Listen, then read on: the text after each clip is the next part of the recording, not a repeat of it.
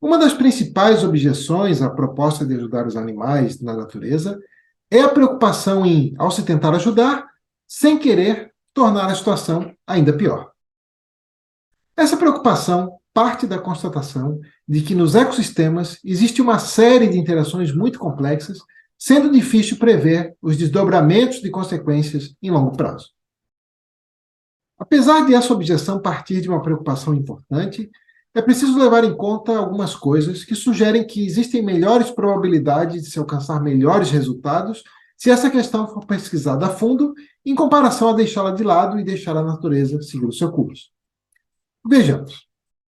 A primeira coisa é que não faz sentido afirmar, primeiro, que não sabemos os desdobramentos de consequências em longo prazo, e depois, que sabemos que não ajudar tem melhores consequências em longo prazo. A segunda coisa é que existem várias intervenções que são realizadas há várias décadas e têm beneficiado muitos animais, sem os efeitos negativos que a objeção tem.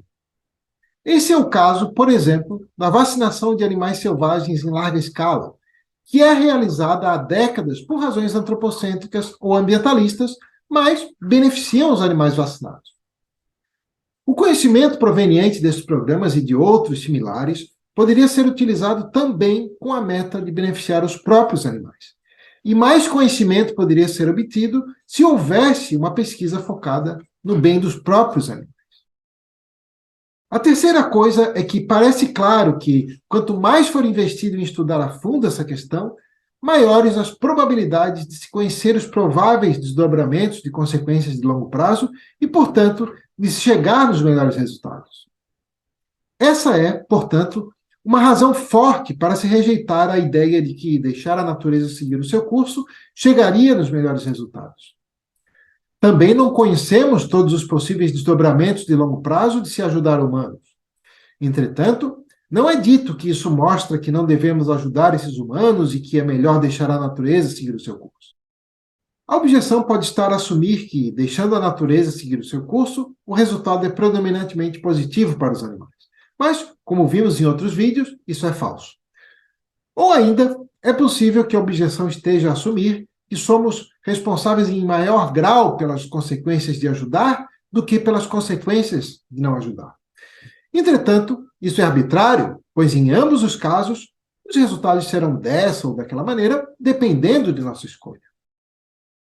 Poderia ser objetado que existe uma razão para se pensar que, deixando a natureza seguir o seu curso, o resultado provavelmente será melhor para os animais. A natureza se equilibra, é o que é dito. A seguir, veremos 3 dos principais problemas com essa objeção. O primeiro problema é que uma situação será considerada equilibrada ou não, dependendo de fatores que são, até certo ponto, arbitrários. Por exemplo, dependerá do quão diferente a situação é de um estado anterior, tomado como ponto de referência. Entretanto, qualquer estado anterior pode ser escolhido como ponto de referência e, dependendo de qual estado se escolha e da frequência com que se realiza a medição, um mesmo estado poderá ser considerado equilibrado ou desequilibrado. O segundo problema é que, naturalmente, não há o equilíbrio imaginado no senso comum. Naturalmente, as populações flutuam enormemente, de maneira quase sempre irregular. Na verdade, ecossistemas inteiros e espécies inteiras surgem e se extinguem em decorrência dos processos naturais, também de maneira irregular. Poderia ser objetado que é isso mesmo que se quer dizer com equilíbrio. Tudo o que resultar dos processos naturais, não importando o que seja. Entretanto, então, o que se está a fazer nesse caso é mudar arbitrariamente a definição de equilíbrio para caber nela tudo o que decorre dos processos naturais. Isto é, diante da constatação de que uma afirmação é falsa, muda-se a definição do termo para torná-la verdadeira.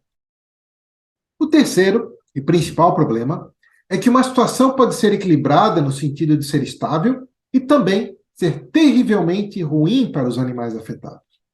Por exemplo, situações onde ao longo de gerações sobrevivem em média apenas 2 filhotes por ninhada, algo bastante comum na natureza, são equilibradas nesse sentido.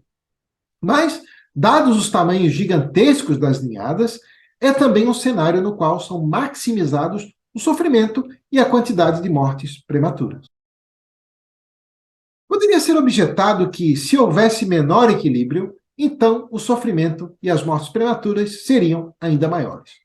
Entretanto, não há necessariamente essa correlação.